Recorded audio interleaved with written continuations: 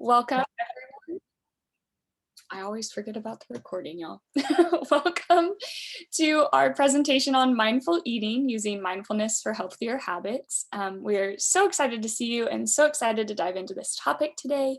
Just as a reminder, try and stay on mute unless we're having a moment where participation is requested, and we'll have a time specifically for questions at the end. So hold on to your questions and we'll get to them before we log off. Yeah, let's get going. All right, so this is a little bit of an outline of what we'll be going through in this presentation. To start, Amanda's gonna be walking you guys through a few mindful eating exercises to kind of set up the outline for the presentation. And then next, we're going to do a description of what mindful eating actually is and the benefits of mindful eating. Then we will introduce you guys to the hunger and fullness scale, which is a good tool to use with the mindful eating framework. Then we will discuss briefly the difference between mindful eating and diets. And lastly, we will end with some tips for goal setting, along with a mindful eating assessment for you guys to complete. Great. So my name is Amanda Hutchison. I'm a registered dietitian. I graduated from the University of Northern Colorado with a Bachelor's of Science in Dietetics, and I'm currently a master's student here at Texas State, finishing up my master's in human nutrition. And I'm also the WellCats GA, which is why I get to come talk to you about all these exciting things. And I'm Maggie. I just graduated with my Bachelor's of Science in Dietetics from Michigan State University and started the dietetic internship this year at Texas State. And this is a rotation for me throughout the dietetic internship. So I will be with Wildcats for a couple of months this spring, which I'm very excited about.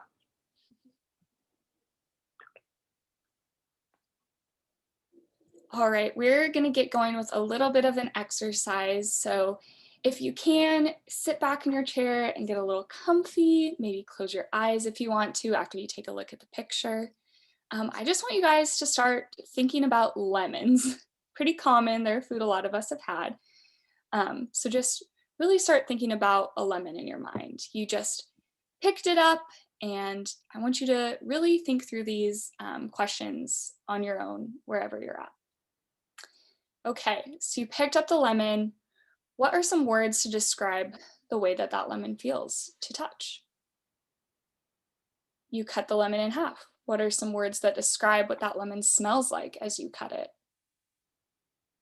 What sounds occurred as you sliced that lemon? And what do you see? Maybe it's bright and colorful. Maybe it's not the most yellow lemon you've ever seen. Maybe it's textured and bumpy. Maybe it's perfectly round or a little bit off shape. Finally, you put a slice of that lemon in your mouth. With as much detail as possible, think to yourself, what does that lemon taste like? How does it feel on your tongue? What is your reaction to this food? Okay, so now we're gonna try that again with a little bit of a different food that you've probably had before. Maggie, if you could click to the next slide for me real quick. You're good. Cool. So next we're going to try that same set of questions, but with cookies, probably also another food you've had before. So you just picked up a cookie. It's fresh from the oven. It's super hot. What are some words that describe what that cookie feels like to touch? What are some words that describe what that cookie smells like? Do you associate any sounds with cookies? Maybe the sound of them cooking in the oven or the sound of them breaking apart as you hold them, maybe of some crumbs falling on the counter. What do you see? Finally, you take a bite of this beautiful imaginary cookie. With as much detail as possible in your brain, what does that cookie taste like? How does it feel on your tongue? What is your reaction to that food? Okay, so with those thoughts, let's go on to the next and kind of compare those two situations. So let's reflect a little. Those are two pretty different foods, right? If there's any volunteers that would like to unmute or type in the chat, How does thinking of those two foods make you feel? Does it make your stomach grumble or your mouth salivate? Do you have any fond memories or negative memories tied to either of these foods? Just does anyone have anything to share about their experience?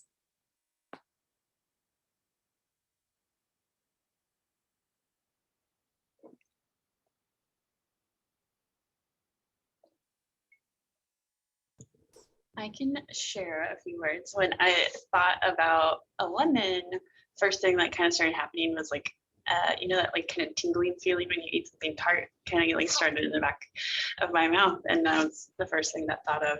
And then I was very excited about cookies and thought about like how buttery cookies are, and chocolate is always like chocolate chip cookies, and so that was what I was thinking of.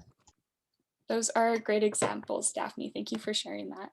In the chat, Rebecca said, it makes me hungry because I haven't eaten lunch yet. I'm with you. That made me a little bit hungry too. So what we just did was an example of bringing mindfulness into our eating.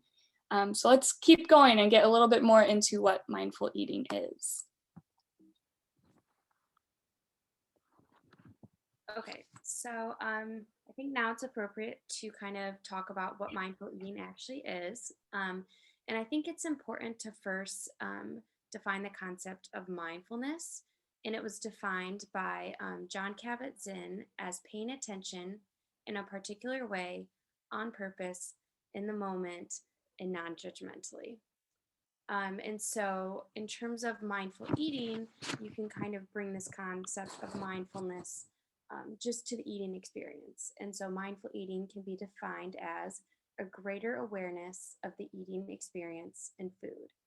And you really, in order to do this, need to reconnect with your inner hunger and satiety cues.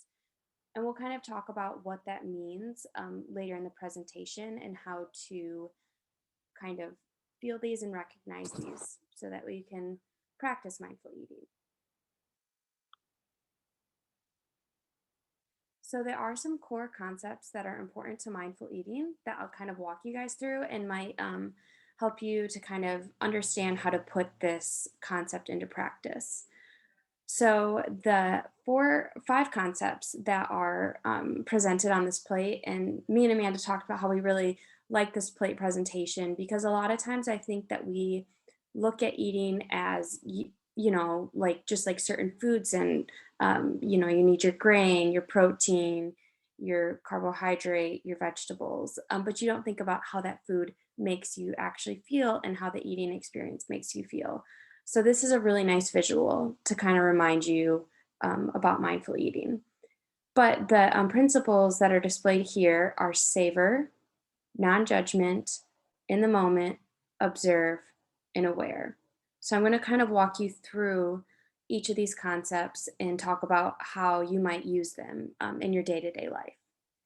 So first, with observe, it kind of is like what Amanda talked about when she walked you through the exercise. It's being curious about the food, how the food makes you feel. Also about how hungry you are or how full you might be. And so asking questions before you eat about how does your body feel before you start eating? How hungry are you feeling? Are you craving a certain food? And then continuing to check in with yourself and observing how you feel throughout the whole experience. With savoring, this is also using your senses to savor food. Pay attention to how they taste in your mouth, how they feel in your mouth, and really kind of getting that flavor. I think sometimes we just eat and don't pay attention to the flavors, especially if you're working or just trying to eat breakfast on the go.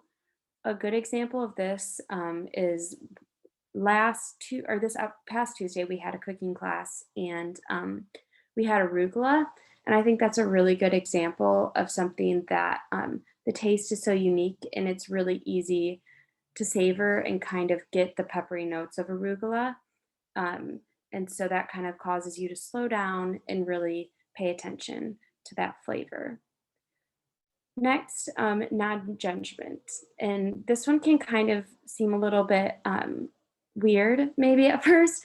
And and can mean many things. One of the really big barriers to mindful eating that Amanda will talk about later in this presentation is food rules that you might have set for yourself. And a lot of this can be your preconceived beliefs about certain foods or like what different diets have taught you. And so maybe foods that you have labeled as healthy or certain times that you have set for yourself to eat throughout the day. It's important that you focus on how foods make you feel rather than different rules that you have set for yourself in the past. For example, some people might think that gluten or like bread is bad for you, when really it's a great source of carbohydrates. So, with mindful eating, kind of setting aside that notion that bread is bad for you and paying attention to how it actually makes you feel. And if it makes you feel bad, then obviously don't eat it, but it might also be a really great addition to your diet. Um, or second to last is being in the moment. And this one is pretty easy to define, just like being fully present when you're eating, turning off the TV, sitting down when you eat, not working. This can actually be probably one of the harder ones, though, to do, especially when we're so busy.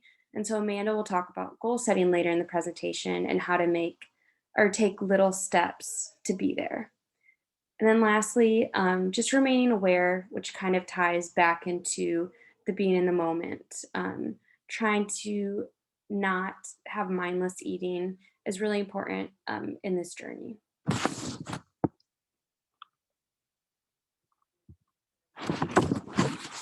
Okay, so from a scientific, evidence-based standpoint, mindful eating has some pretty strongly associated benefits, which is great news for us. It's not just something we're doing for the heck of it, right? First, research has shown that implementing mindful eating can improve our mood and our overall mental health. Specifically, there's been some benefits for patients with depression and in reducing stress in people. Further, mindful eating can increase our body image, and we could all use a bit more of that, right? We're always really hard on ourselves, a lot of us, and mindful eating can be a great way to overcome some of those body image barriers. And this leads right into using mindful eating and how it can increase our food freedom. It increases our self-control around food, reducing overeating, and can reduce cravings. So instead of feeling ruled by food, we can feel like we're the one in charge. We're noticing how we feel and how that will impact us over the day and how our eating experience will be. And that's backed up by the science, folks. They're saying that mindful eating really can help with that. And then lastly, this eating style has also been shown to increase nutrient intake, specifically for plant-based foods, which can help us in preventing long-term illness development of things like heart disease and diabetes.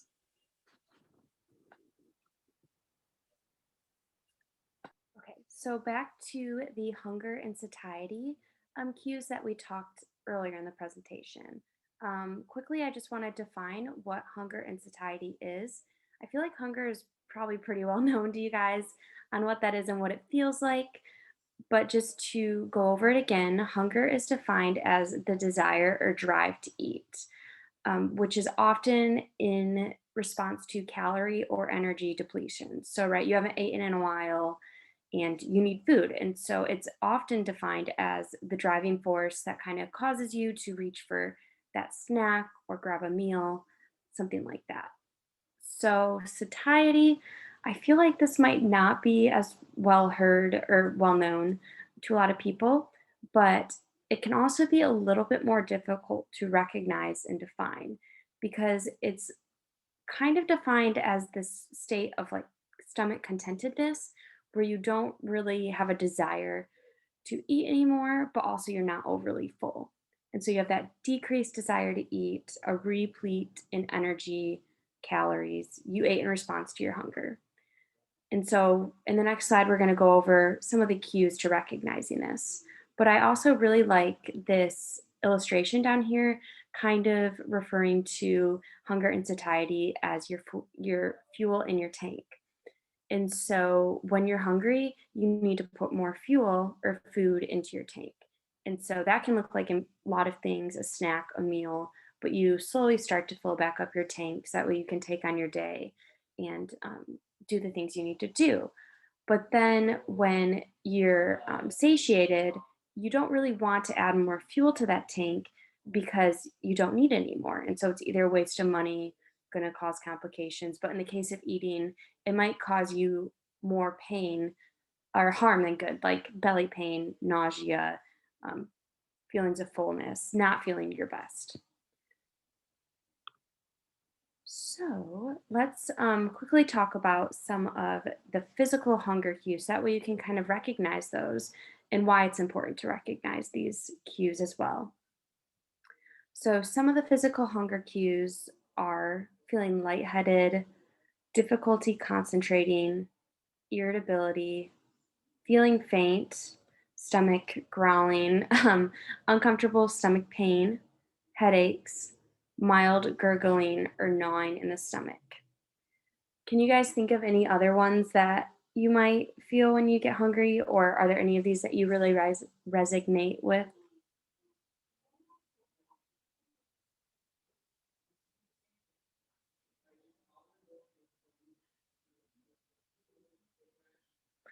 Okay, I feel like I probably hit most of those there.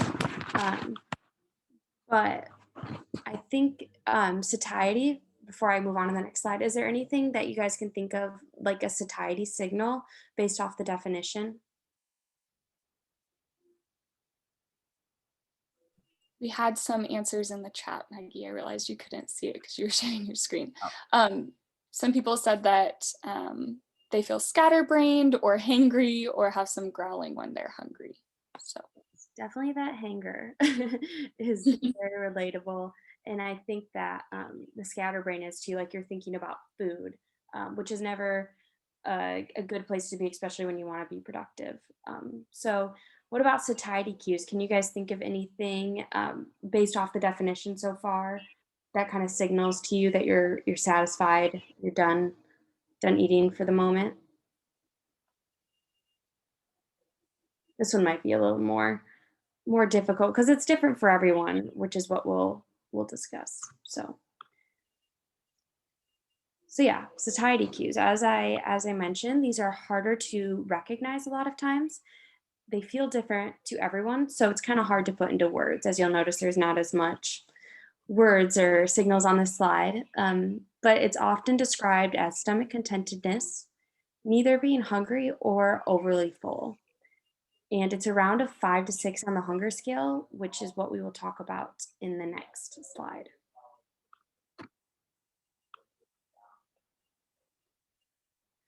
Okay, so have any of you guys ever seen a hunger scale before at all? I see some shaking heads, but No. Yeah, I haven't really seen much of it either. And so it was kind of new for me. But I think it's a really helpful tool if you really kind of dive into it and understand how to use it. So I'll quickly walk you guys through it. But as you can see here, it's a scale of 1 to 10, and it's used to help you recognize how hungry you are and kind of when you need to grab a snack or maybe help you decide when to stop eating so that way you don't reach that point of feeling full. So 0 represents, or I guess it's a scale of 1 to 10. 1 represents painful hunger. This is like not a point that you really ever want to be at. You feel starving and you're really feeling those physical hunger cues. It says you're feeling weak, maybe dizzy. And so you're kind of past that point of irritability where you're feeling the physical hunger. And then 10, on the other hand, is so full that you feel sick. So maybe you don't want to move or you just really have low productivity because you need to lay down. So really, it's ideal to be between a 4 to 6 on the hunger scale to keep you feeling your best and kind of keep your energy level throughout the day.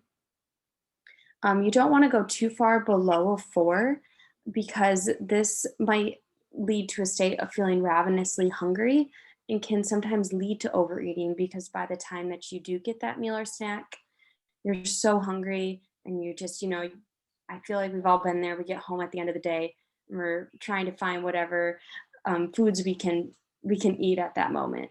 But really staying at that 3 to 4 level, and getting a snack or a meal then is best. It allows us to be able to um, make a meal and kind of control ourselves as we eat that meal.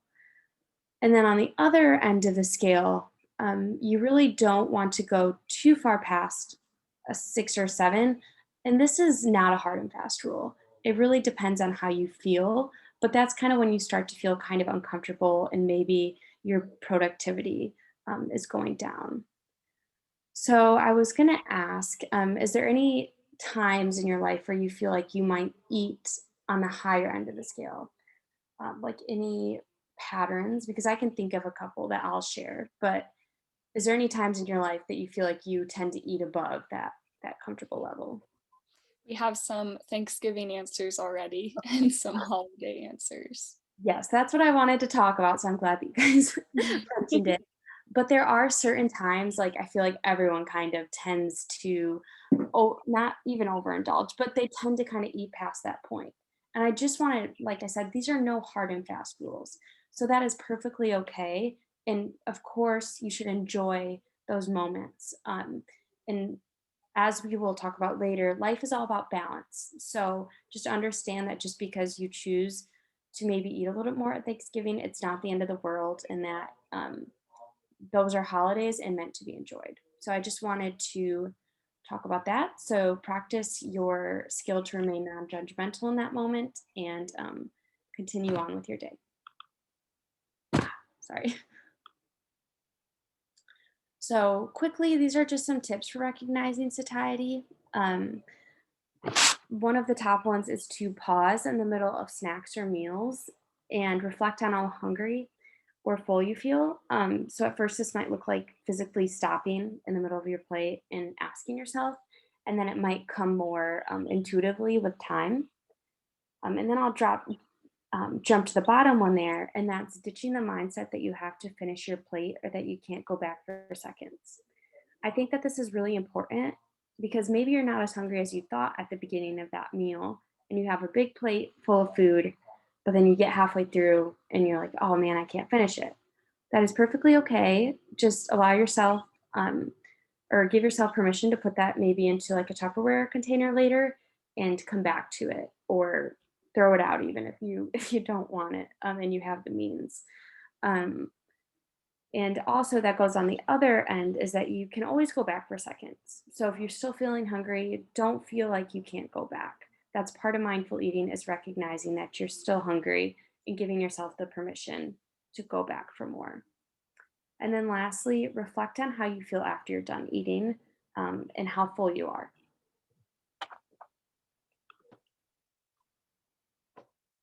Okay, we're gonna shift topics just a little bit and talk a little bit about diets. They're usually kind of a hot topic at this time of year. People are setting New Year's resolutions and thinking more about diets, and it feels like our Instagram feeds are just full of everyone telling us about their diets at this time of year.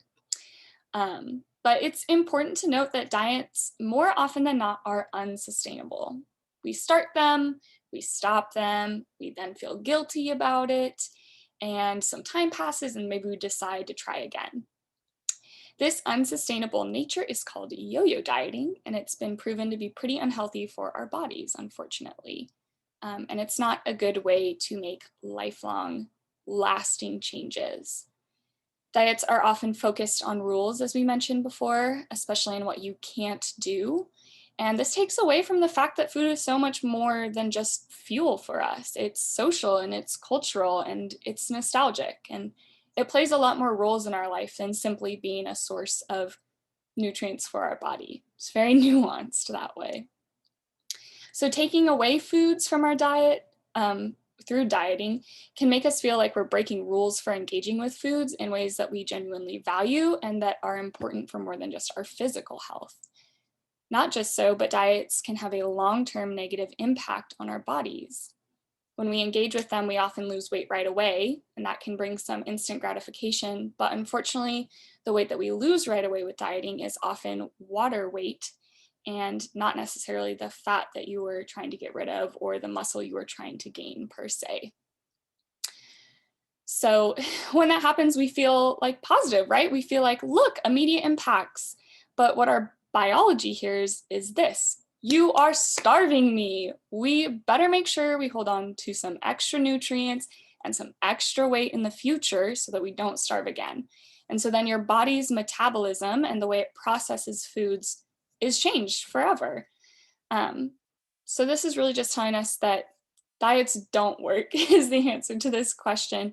And it's better to make small changes over time that have small changes on our bodies and small changes on our habits that make these more sustainable.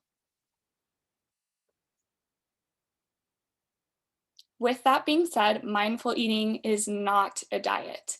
It is not about taking away or changing our whole lives in this big uptick or becoming the food police for ourselves. It's about bringing in awareness, as Maggie mentioned before, just into our eating habits. We can use it to take stock of the habits and feelings and procedures we hold around food in a compassionate way towards ourselves. I feel like with eating, compassion is not a word that we bring in a lot of the time. It's a place we judge ourselves, and we maybe are a little bit harsher to ourselves than we would be in different areas of life. But mindful eating is a great way for us to bring in some compassion and some self-love, while still taking account of what's going on in our heads and in our bodies and making adjustments through those thoughts.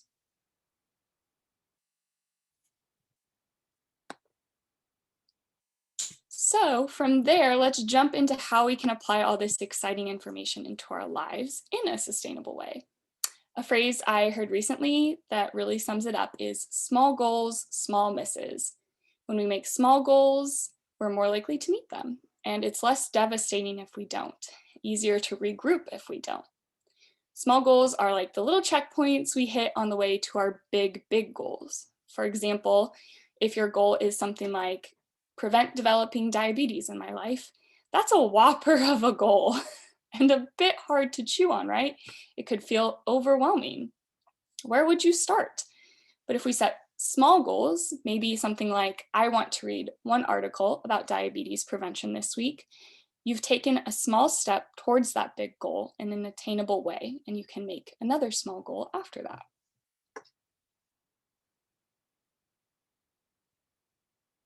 So this morning in the resources, there we go. The resources that we sent to y'all, there's a mindful eating handout that has some of these tips and tricks on it that could be useful later.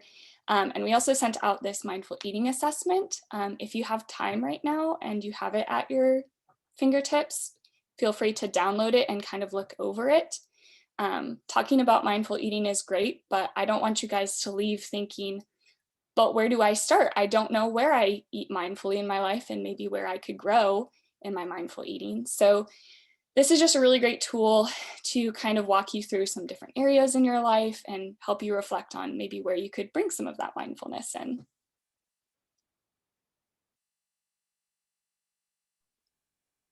Are we going to do that right now then? No, we're gonna move on for the sake of time. Sorry, y'all. You're good. Okay, so we're just gonna go through a set of a few different small goals and some example applications for them, just to give you guys ideas on where to go, especially after you fill out something like that mindful eating assessment that we sent y'all. So the first one is just to bring in curiosity. It's gonna help us begin approaching meals and hunger with a few more questions. So some of these questions on the screen are good examples of places to start with questions you can ask yourself. Where am I on the hunger scale right now? What is motivating me to eat right now? Is it boredom? Is it my stomach is growling? Is it my friend and I are enjoying a coffee date and I want to enjoy coffee with her? What kind of food do I want? And these questions can be really especially helpful in helping us make food choices. Do I want something creamy or crunchy? Something hot or cold? Something fresh or something comforting maybe? And then really looking into those feelings. How does this food make me feel? Is it going to make me feel sluggish, energized, satisfied, nourished? Just really taking the judgment out of it and reflecting on our reasons and our feelings around these things. So one way that you could apply this week for a small goal, small miss, if it is a miss, but hopefully it's an attainable small goal, is to just tape these questions up on your fridge or your pantry for the week and just think about them when you open the door.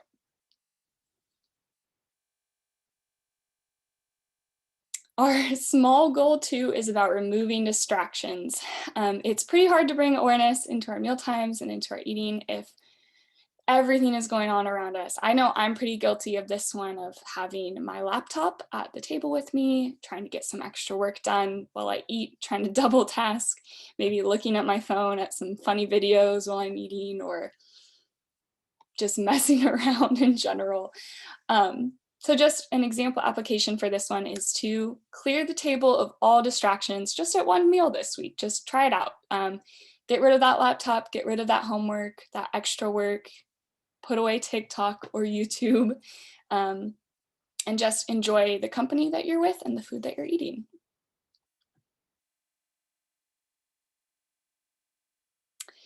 So our third small goal is about eating for fullness. A big thing about mindful eating is being mindful about the choices we make, right? So something we can do to help our bodies stay full longer and make some mindful choices about food is eating every macronutrient, or each of those big categories of food, together when we have a snack or a meal. So this looks like eating a protein, something like fish or eggs or meat or beans or tofu, or there's so many options for protein, plus a carbohydrate or a fiber, so bread, rice, fruits and vegetables, anything in there. And then a fat, actually. Fats are especially helpful in helping us stay full longer. So things like oils, nuts, avocado, different things like that can be great. So a great example of this would be, let's say for breakfast, you want to make sure that you're not just going to be ravenous, you're not hitting that 2 on the hunger scale like Maggie was talking about too quickly at work. So you're going to eat a breakfast that's going to help keep you full before you leave for the day. So you're going to have maybe some whole grain toast, because that's a good source of fiber and of carbohydrates. Maybe you're gonna put an egg on it as your protein, and then maybe you're gonna have a little avocado with it too, to have some fat.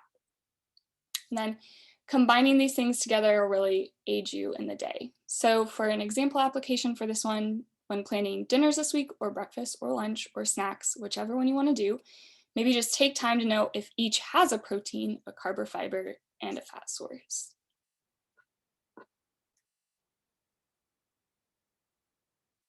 Small goal 4 is called slow and steady. I know I personally have a habit of rushing through meals as fast as I can because I feel like there's so much else going on in my day.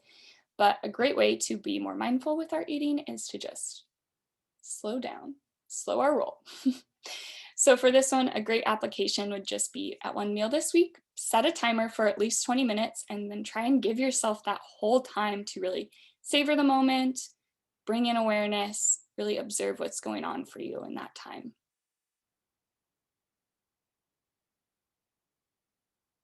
And then our last small goal is called thoughtful tracking. This one I want to give a little disclaimer. If you struggle with writing down what you eat and feeling guilty after you do that, I really wouldn't recommend trying this one out. But if it's a small goal that you feel that you can handle and bring in that compassion and that non-judgment that we were talking about before, this could be a fun way just to take some notes on yourself. So kind of treat yourself like a lab rat that day and write down when you eat, how much you ate, and then how you felt before and after each. And then maybe use these notes the next day. So for example, if I was writing down what I did in a day and I realize from 10 a.m. to 3 p.m. I don't eat anything because I'm running around. The day was super busy. I know that tomorrow is going to be a super busy day too. I can look at those notes and say, I know that I didn't have time to eat that day, but making a mindful choice would be to pack an extra snack with me to eat during those hours, to kind of help me feel less ravenous when I get home from those hours.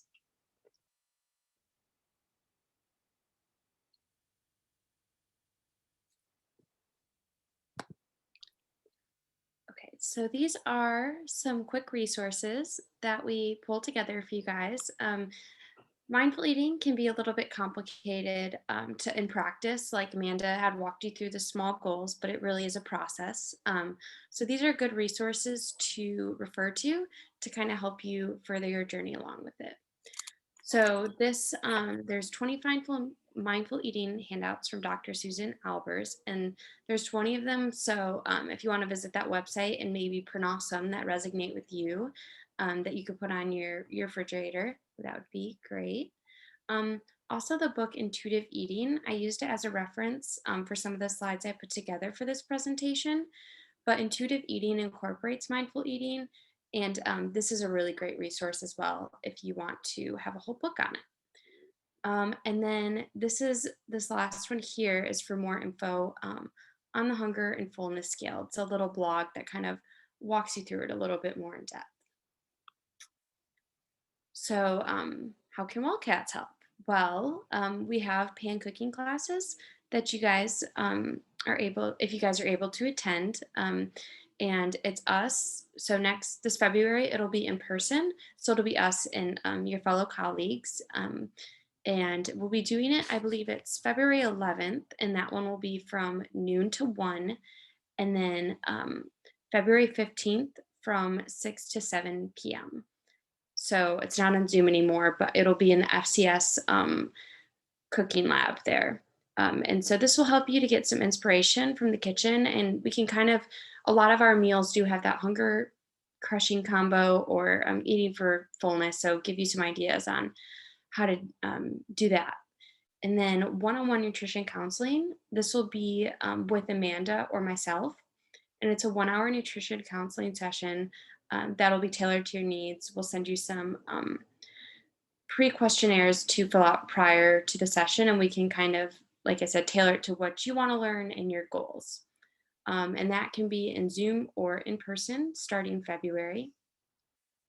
And that again will be to answer questions that you might have about your nutrition and get you on track to living your healthiest life. So we just wanted to end with any questions that you guys might have about mindful eating or nutrition in general. I saw in the chat we already have one question from Rebecca, who asked, do you have a resource that we can see examples of meal ideas that are targeting those fullness categories? Yes, so we can definitely work with you doing something like that in our one-on-one sessions, or I think I do have a handout on this. So if you leave your net ID in the chat, I can try and send that your way.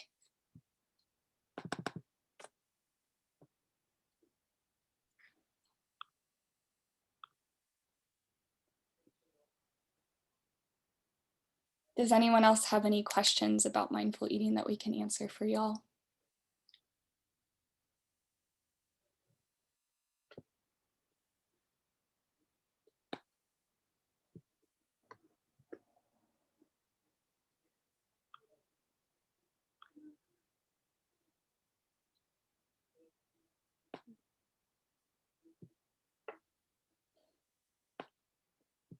Well, thank you guys for coming and for your time. I hope that this was a helpful presentation for you and that you leave today with some compassion for yourself and some love for yourself and with some tools to eat more mindfully this week.